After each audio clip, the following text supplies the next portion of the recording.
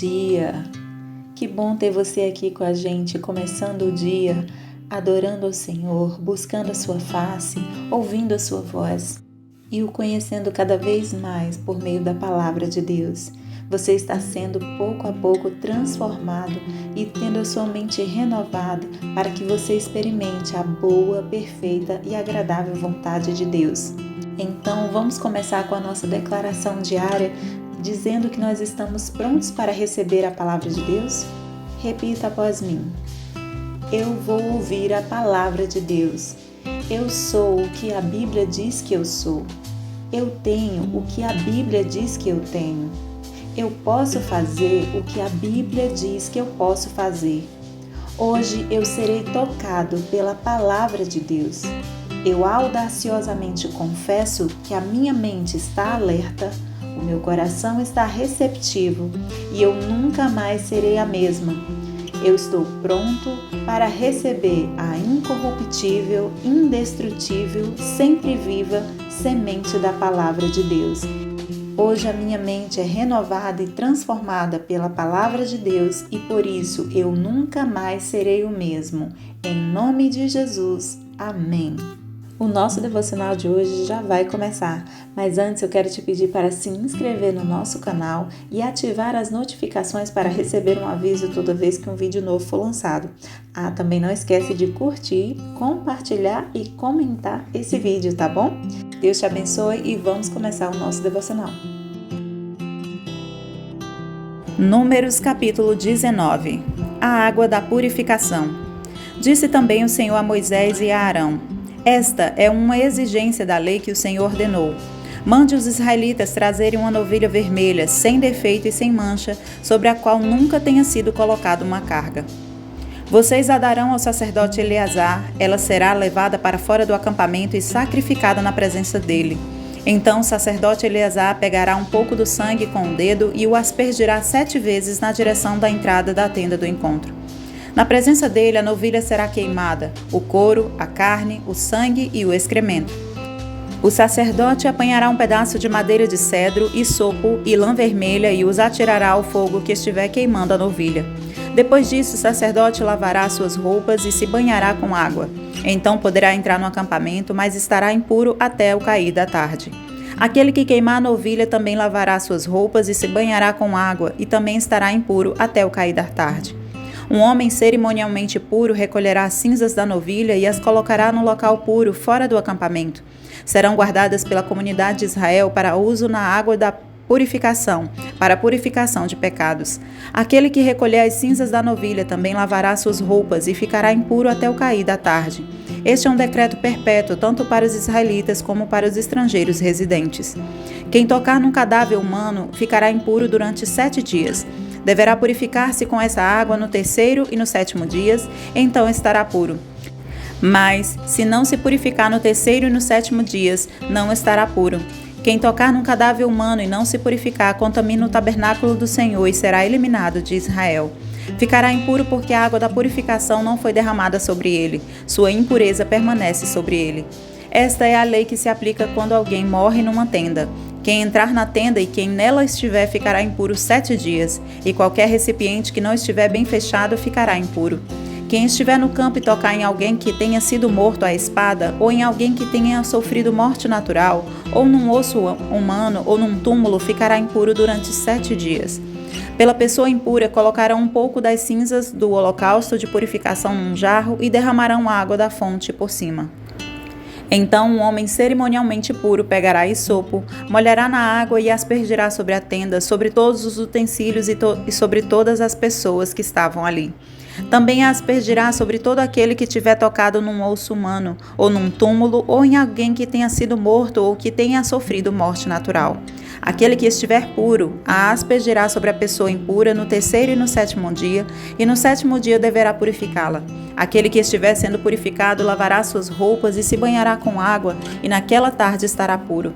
Mas se aquele que estiver impuro não se purificar, será eliminado da assembleia, pois contaminou o santuário do Senhor. A água da purificação não foi aspergida sobre ele, e ele está impuro. Este é um decreto perpétuo para eles. O homem que aspergia a água da purificação também lavará suas roupas, e todo aquele que tocar na água da purificação ficará impuro até o cair da tarde.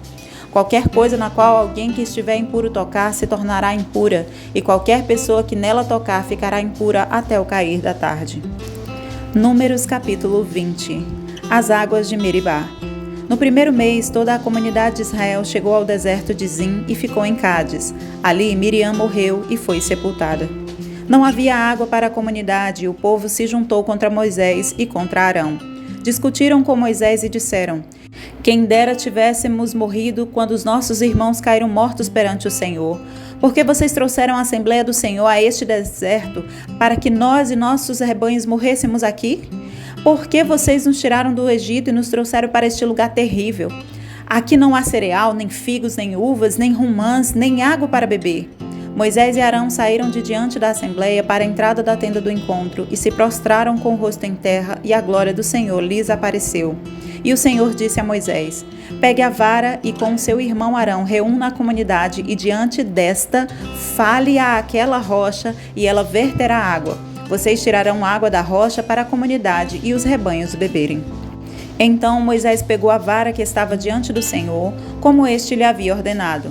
Moisés e Arão reuniram a assembleia em frente da rocha, e Moisés disse: escutem, rebeldes, será que temos que tirar a água desta rocha para dar a vocês? Então Moisés ergueu o braço e bateu na rocha 2 vezes com a vara. Jorrou água, e a comunidade e os rebanhos beberam. O Senhor, porém, disse a Moisés e Arão: como vocês não confiaram em mim para honrar minha santidade à vista dos israelitas, vocês não conduzirão esta comunidade para a terra que dou a vocês. Essas foram as águas de Meribá, onde os israelitas discutiram com o Senhor e onde ele manifestou sua santidade entre eles. Edom nega passagem a Israel. De Cádiz, Moisés enviou mensageiros ao rei de Edom, dizendo: assim diz o teu irmão Israel: tu sabes de todas as dificuldades que vieram sobre nós. Os nossos antepassados desceram para o Egito e ali vivemos durante muitos anos. Os egípcios, porém, nos maltrataram, como também a eles. Mas quando clamamos ao Senhor, ele ouviu o nosso clamor, enviou um anjo e nos tirou do Egito. Agora estamos em Cádiz, cidade da fronteira do teu território. Deixa-nos atravessar a tua terra. Não passaremos por nenhuma plantação ou vinha, nem beberemos água de poço algum. Passaremos pela estrada do rei e não nos desviaremos nem para a direita nem para a esquerda, até que tenhamos atravessado o teu território. Mas Edom respondeu: vocês não poderão passar por aqui. Se tentarem, nós os atacaremos com a espada. E os israelitas disseram: iremos pela estrada principal. Se nós e os nossos rebanhos bebermos da tua água, pagaremos por ela. Queremos apenas atravessar a pé e nada mais. Mas Edom insistiu: vocês não poderão atravessar. Então Edom os atacou com um exército grande e poderoso. Visto que Edom se recusou a deixá-los atravessar o seu território, Israel desviou-se dele. A morte de Arão. Toda a comunidade israelita partiu de Cádiz e chegou ao Monte Or. Naquele monte, perto da fronteira de Edom, o Senhor disse a Moisés e a Arão: Arão será reunido aos seus antepassados. Não entrará na terra que dou aos israelitas, porque vocês dois se rebelaram contra a minha ordem junto às águas de Meribá. Leve Arão e seu filho Eleazar para o alto do Monte Or. Tire as vestes de Arão e coloque-as em seu filho Eleazar, pois Arão será reunido aos seus antepassados. Ele morrerá ali. Moisés fez conforme o Senhor ordenou. Subiram o Monte Or à vista de toda a comunidade. Moisés tirou as vestes de Arão e as colocou em seu filho Eleazar. E Arão morreu no alto do monte. Depois disso, Moisés e Eleazar desceram do monte. E quando toda a comunidade soube que Arão tinha morrido, toda a nação de Israel pranteou por ele durante 30 dias. Números capítulo 21. A vitória sobre o rei de Arade. Quando o rei cananeu de Arade, que vivia no Neguebe, soube que Israel vinha pela estrada de Atarim, atacou os israelitas e capturou alguns deles. Então Israel fez este voto ao Senhor: se entregares este povo em nossas mãos, destruiremos totalmente as suas cidades. O Senhor ouviu o pedido de Israel e lhes entregou os cananeus. Israel os destruiu completamente, a eles e às suas cidades, de modo que o lugar foi chamado Ormá. A serpente de bronze. Partiram eles do Monte Or pelo caminho do Mar Vermelho para contornarem a terra de Edom. Mas o povo ficou impaciente no caminho e falou contra Deus e contra Moisés, dizendo: Por que vocês nos tiraram do Egito para morrermos no deserto? Não há pão, não há água, e nós detestamos essa comida miserável. Então o Senhor enviou serpentes venenosas que morderam o povo, e muitos morreram. O povo foi a Moisés e disse: Pecamos quando falamos contra o Senhor e contra você. Ore pedindo ao Senhor que tire as serpentes do meio de nós. E Moisés orou pelo povo. O Senhor disse a Moisés: Faça uma serpente e coloque-a no alto de um poste. Quem for mordido e olhar para ela viverá. Moisés fez então uma serpente de bronze e a colocou num poste. Quando alguém era mordido por uma serpente, olhava para a serpente de bronze e permanecia vivo. A viagem para Moabe. Os israelitas partiram e acamparam em Obote. Depois partiram de Obote e acamparam em Jeabarim, no deserto defronte de Moabe, ao leste. Dali partiram e acamparam no vale de Zered. Partiram dali e acamparam do outro lado do Arnon, que fica no deserto que estende até o território amorreu. O Arnon é a fronteira de Moabe, entre Moabe e os amorreus. É por isso que se diz no livro das guerras do Senhor: Vaebe, em Sufá, e os vales, o Arnon, e as ravinas dos vales que se estendem até a cidade de Ar e chegam até a fronteira de Moabe. De lá prosseguiram até Beer, o poço onde o Senhor disse a Moisés: Reúna o povo e eu lhe darei água. Então Israel cantou esta canção: Brote água, ó poço, cantem a seu respeito, a respeito do poço que os líderes cavaram, que os nobres abriram com cetros de cajados. Então saíram do deserto para Mataná, de Mataná para Naaliel, de Naaliel para Bamote e de Bamote para o vale de Moabe, onde o topo do Pisga defronta com o deserto de Gesimon. A vitória sobre Seom e Og. Israel enviou mensageiros para dizer a Seom, rei dos amorreus: Deixa-nos atravessar a tua terra, não entraremos em nenhuma plantação, em nenhuma vinha, nem beberemos água do poço algum. Passaremos pela estrada do rei até que tenhamos atravessado o teu território. Seom, porém, não deixou Israel atravessar o seu território, convocou todo o seu exército e atacou Israel no deserto. Quando chegou a Jaza, lutou contra Israel. Porém, Israel destruiu com a espada e tomou-lhe as terras desde o Armon até o Jaboque, até o território dos Amonitas, pois Jazá estava na fronteira dos Amonitas. Israel capturou todas as cidades dos amorreus e as ocupou, inclusive Esbom e todos os seus povoados. Esbom era a cidade de Seom, rei dos amorreus, que havia lutado contra o antigo rei de Moabe, tendo tomado todas as suas terras até o Arnon. É por isso que os poetas dizem: Venha a Esbom, seja ela reconstruída, seja restaurada a cidade de Seom. Fogo saiu de Esbom, uma chama da cidade de Seom, consumiu Ar, de Moabe, os senhores do alto Arnon. Ai de você, Moabe, você está destruído, ó povo de Camos. Ele fez de seus filhos fugitivos e de suas filhas prisioneiras de Seom, rei dos amorreus. Mas nós o derrotamos. Esbom está destruída por todo o caminho até Dibom. Nós os arrasamos até Nofá e até Medeba. Assim Israel habitou na terra dos amorreus. Moisés enviou espiões a Jazar e os israelitas tomaram os povoados ao redor e expulsaram os amorreus que ali estavam. Depois voltaram e subiram pelo caminho de Bazã, e Og, rei de Bazã, com todo o seu exército, marchou para enfrentá-los em Edrei. Mas o Senhor disse a Moisés: Não tenha medo dele, pois eu o entreguei a você, juntamente com todo o seu exército e com a sua terra. Você fará com ele o que fez com Seom, rei dos amorreus, que habitava em Esbom. Então eles o derrotaram, bem como seus filhos e todo o seu exército, não lhe deixando sobrevivente algum, e tomaram posse da terra dele. 15 de fevereiro. E hoje nós vamos falar sobre um antídoto incomum. Quando Moisés orou pelo resgate das serpentes venenosas, Deus forneceu um remédio bem comum. Ele deveria construir uma serpente de bronze para a qual as pessoas, quando fossem picadas pelas serpentes, deveriam olhar com fé a fim de receber a cura. A cobra em si, ou seja, a serpente que fora levantada, não tinha poder para curar. Ela só servia como um foco para os israelitas, um lembrete da punição enviada por Deus e do remédio que ele havia providenciado. Não nos surpreende que os israelitas, no entanto, tenham tomado essa dádiva divina, ou seja, a construção daquela cobra, e a transformado, no fim das contas, em um ídolo. Não sabemos quando essa adoração pecaminosa começou, mas muitos anos depois, durante o reinado do rei Ezequias de Judá, registrado no livro de 2 Reis, no capítulo 18, esse símbolo da serpente ainda recebia honras e devidas, até que o justo rei Ezequias a destruiu.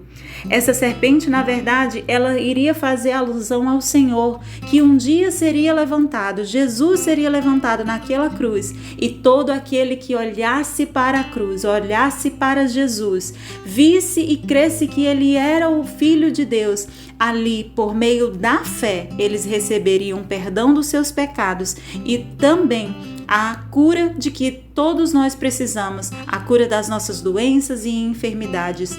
Jesus foi levantado diante de toda a comunidade de Israel e de toda a humanidade para ser aquele que expiaria os nossos pecados. Assim como o Senhor levantou aquela cobra, aquela serpente especificamente, mas que aquilo dali era só mediante a fé que deveria ser curado, as pessoas deveriam olhar para Jesus, olhar para o seu pecado e então dizer que se eu olhasse para Jesus, ali eu também seria curado. O próprio Jesus falou o que Moisés estava fazendo. Ele falou numa conversa com Nicodemos, registrada lá em João capítulo 3, do 14 ao 15, assim: como Moisés levantou a serpente no deserto, assim deve ser levantado o Filho do Homem, para que todo o que nele crê tenha vida eterna. Nós devemos sempre ter em mente que tudo na Bíblia aponta para Cristo e a sua obra redentora. Moisés poderia não ter ciência do que ele estava fazendo ao construir aquela serpente de bronze, mas o Senhor, ele sabia que mediante a fé naquilo que o Senhor tinha colocado, eles seriam curados, os israelitas seriam curados. Todavia, a serpente em si não deveria receber nenhum tipo de adoração. Ela faria uma analogia apenas à cruz de Cristo futuramente. No entanto, os israelitas, eles, por causa do seu coração tão duro, se desviaram do objetivo que o Senhor tinha colocado inicialmente, que era levantar aquela serpente para que mediante a fé eles fossem curados, e começaram a adorar a própria serpente, como se ela fosse a cura deles. E quantas vezes o Senhor já havia dito que não substituísse, que não trocasse a glória dele, que não desse glória a objetos construídos por mãos humanas, porque somente Deus é quem receberia e que é digno de toda honra e toda glória. E ao pensar nisso, muitas vezes nós atualmente estamos agindo igualmente aos israelitas, muitas vezes colocando as bênçãos, as dádivas que o Senhor coloca em nossa vida acima do próprio Deus. Muitas vezes idolatramos as bênçãos, pessoas e circunstâncias ou coisas que Deus coloca em nossa vida inicialmente para nos ajudar, nos curar, nos abastecer, nos prover, e nós começamos a dar a glória, o agradecimento a toda a nossa visão, àquilo que Deus nos deu e não ao próprio Senhor. E nós precisamos parar de agir dessa forma. E por isso eu te convido a pensar e refletir hoje. Existe alguma serpente de bronze em sua vida que necessita ser rebaixada ou até mesmo destruída, para que você lembre que é Deus, o seu Senhor e Salvador, e que somente nele você pode confiar? Posso orar por você?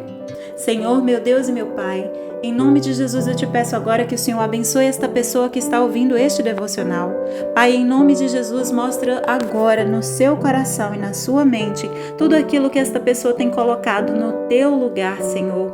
Mostra o altar do coração desta pessoa e quem está assentado nele. E se não for tu, Senhor, em nome de Jesus, mostra o coração desta pessoa para que haja arrependimento e assim o Senhor tome de volta o senhorio e toda a glória que é devida a ti, Senhor, no coração desta pessoa. Que todos os ídolos sejam removidos, que os pecados sejam confessados e perdoados por ti, Senhor, e que em nome de Jesus a vida desta pessoa seja curada, liberta e salva pelo poder que há no nome de Jesus. É o que eu te peço e te agradeço nesse dia, em nome de Jesus. Amém e amém.